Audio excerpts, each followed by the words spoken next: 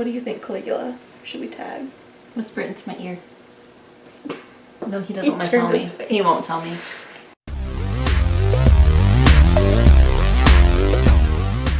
Hey, it's Megan. And Sue in the restricted section. And today we are doing the Apple book tag. Yes. Along with Caligula. Caligula will be joining us for the Apple book tag. Gets real excited about apples. Yeah. It's kind of Probably, his I jam. don't know if dogs are supposed to eat apples.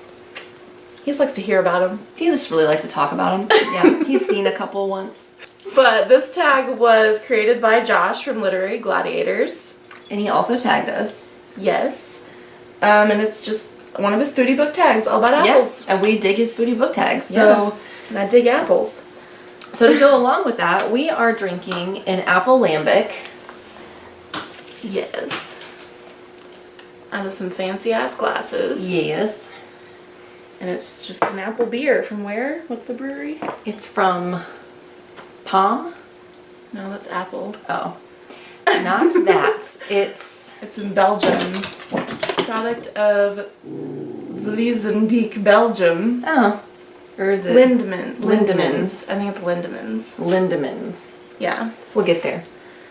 Pomme is French for apple. Do they speak French in Belgium? Mm-hmm. They do. Because we have, here in Missouri, we have Pomme de Terre Lake. Oh, yeah. Which means potato lake. But Pomme de Terre means apples of the earth. Oh. Yeah. Well, that was my better big than potato takeaway lake. from French class. Nice. Potatoes.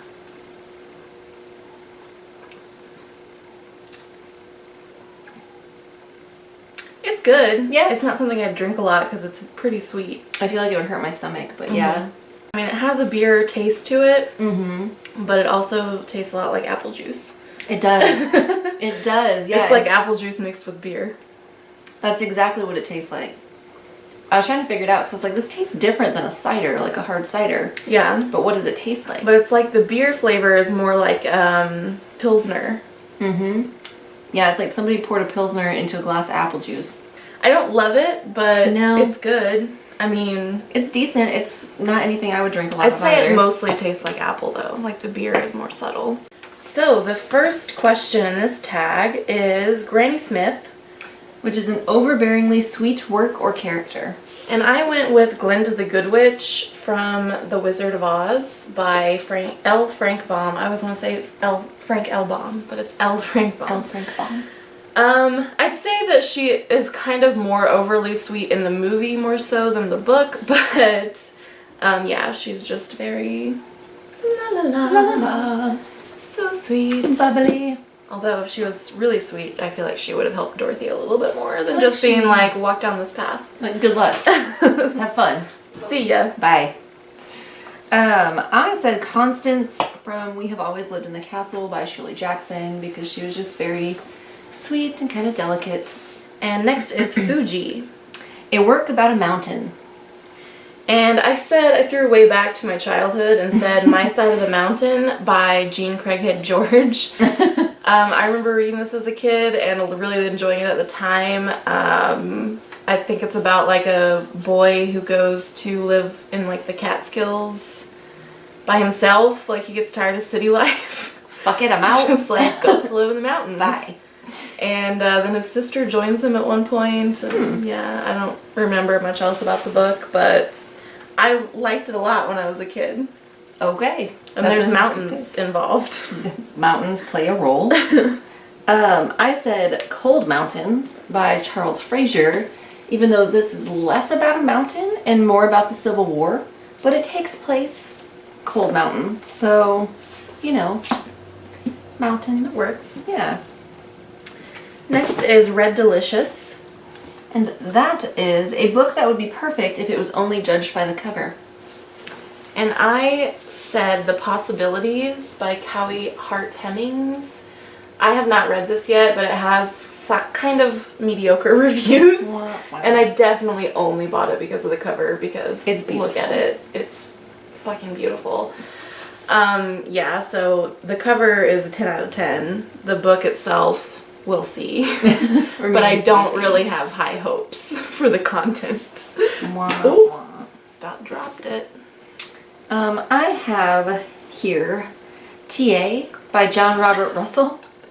Because on the cover, it's a plant with titties. So, how can you go wrong? You know, with the cover, it's got a plant with titties. I have not read this yet. Sue got this for me. Because we like to buy each other shitty sci-fi novels and write notes to each other at the front of them. And so, let's see. Sue wrote, Megan, that plant has boobs. Need I say more? Love, Sue. So I'm going to go with this one. Next is Golden Yellow. A book with yellow on the cover. And I went with B is for Beer by Tom Robbins, which I probably could have picked for the last one too, because this cover is fantastic. I love the cover. The art is really nice, but the contents, not so much. Wow. I read it a few months ago and it was kind of a bummer. That's It's like a children's book. It says a children's book for grown-ups, a grown-up book for children. So it's kind of for both, but I don't know. I wasn't into it. All right, and I said Authority by Jeff Vandermeer.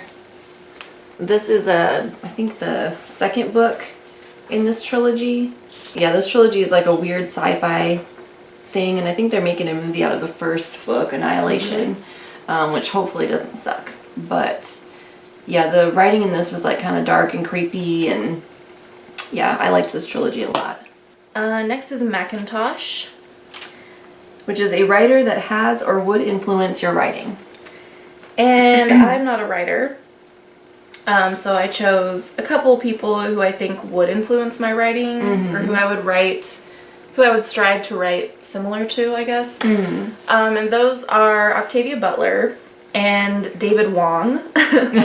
Because Octavia Butler writes she writes beautifully, but it's very succinct. Like, she doesn't get super flowery, which I like flowery writing too, but I don't think I would write in that style. And then David Wong is funny. Yes. So I feel like I would try to write like Octavia Butler, but put in a lot more humor. Be funny. Yeah. I said Octavia Butler for a lot of the same reasons. I think that I'm not a writer, but whenever I've had to write things, I am pretty succinct and I don't use a lot of flowery language, and Octavia Butler's writing is that way, but she's able to tell really cool stories in really cool ways, even though her writing is super succinct and simple sometimes.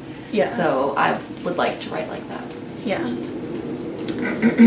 Next is Honeycrisp. A book you have read that is in great demand. And I had a hard time coming up with one for this just because I don't read a lot of new releases and things like that. So I went with Ready Player One by Ernest Cline. I feel like it's less in demand now than it has been in the past, but the movie's also coming out soon, which I feel like could make, bring an resurgence. Resurgence? Word I was looking for. Yeah. A resurgence of popularity to the book, so yeah. And the book was That's how I would describe the book. I went with The Handmaid's Tale by Margaret Atwood. I recently reread this, and this is kind of making a big comeback, I think, both because of the Hulu show and because of current political events. And so, yeah, I love this book. I love Margaret Atwood. Next is Baldwin. All right, a writer you feel needs recognition due to stunted acclaim. And I had to go with Colin McKay, who wrote The Song of the Forest, which is a book I read last year and loved. I read about him that, well, first of all, I don't know anybody who's heard of him or who has read any of his books. Right. Or that book or anything else. But he was more known as a poet, and I read about him that he wanted to be a novelist and was not happy with the fact that he was more known as a poet, and he actually committed suicide partially because of that, and so that made me really sad. Yeah. So I wish he was more acclaimed for his novels, because I think he was a really great writer, and I really enjoyed the one novel I have read by him. Yeah. I don't know how many other novels he has. I should try and find some more. Yeah, that'd be cool to know. Maybe get into some of those. I'm going to go with Dan Martin. Because I like Dan Martin's book, and I think he should write more. Yeah, I would read them. I agree. Yeah. Next is Empire. A work about or set in New York.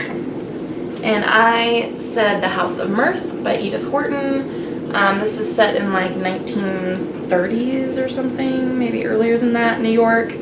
And it's about a young woman who just kind of loses everything, essentially, is the long and short of it. But yeah, I really loved that book when I read it. I want to reread it sometime. I haven't read that yet, but I need to.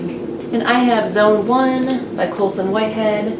This takes place in what they believe is kind of the end of the zombie apocalypse, and the whole like goal is to kind of resettle and reclaim Manhattan. And then they come to realize that perhaps the zombie apocalypse is not as over as it seems to be.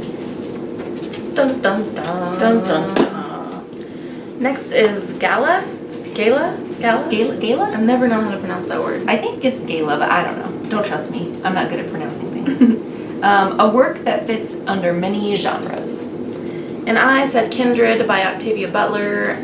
It is a little bit sci-fi because it involves time travel. It's kind of historical fiction. It's kind of literary fiction. And it's fucking awesome. Really good. Yeah. I went with The Library at Mount Char by Scott Hawkins because it's fucking weird. And it's kind of like sci-fi, fantasy, fucking weird. Horror kind of. Yeah. Yeah, it's pretty weird. Yeah, I love that book. Next is Ambrosia. A long work that was easy to follow. And I went with The Three Musketeers by Alexander Dumas. It's pretty long, over 600 pages, and it's just a fun adventure novel, and I thought it was pretty easy to follow. Yeah. I don't know, there's not like a whole lot of complexity to it. It's just a fun romp. So it's a romp.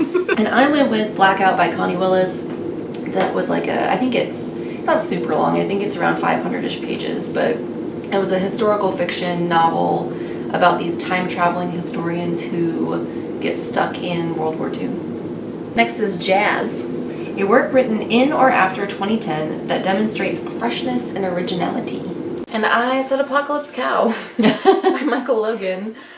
This was published in 2012, I believe, and it's just a fun, take on zombies where it's just affecting mammals, and so, I don't know, it's interesting to think about that side because, there's very small mammals that could get into your home easily, so it's kind of difficult to find a refuge. What if your pets could eat you? Yeah. That's terrifying. Your pets could eat you anyway. That's only if you're dead, though, usually. Depends on what pet you have. Depends on what kind of pet you get. I, of course, said The Long Way to a Small Hungry Planet by Becky Chambers. It's like a space opera or whatever. And I just thought it was, fun. And it was the best book that I had read in a long time. I liked it the most. Actually, I have it. I don't know if I can show it. Yeah, I just loved it. I loved all the characters. I loved their interactions with each other, and I just thought it was fun and different. Next is Mutsu. A big book that you indulged in. And I went with Fangirl by Rainbow Rowell.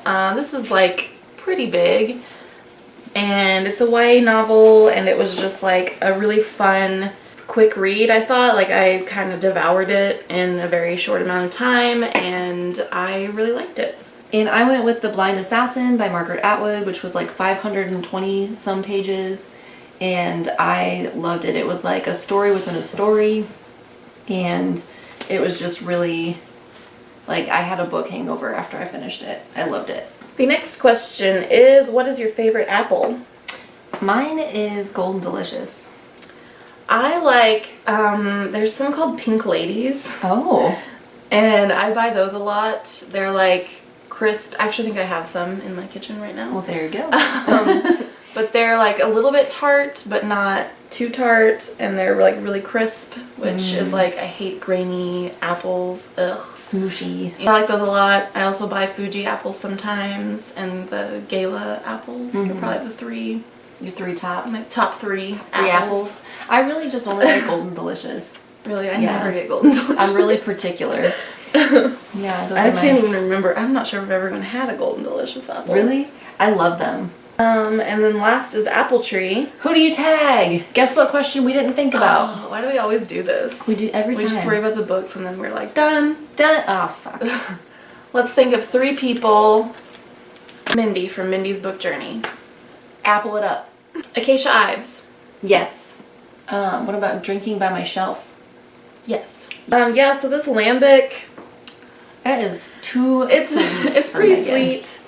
It tastes a lot like apple juice. I probably wouldn't drink it again, not because it's bad, but it's just like, Not my jam. yeah, not that into lambics in general. We just Right. thought we'd try it for the apple tag. But there will be links below where you can find us other places on the internet. And if you're not already subscribed to the restricted section, you should do it. And we'll see you guys next time. Bye. Bye.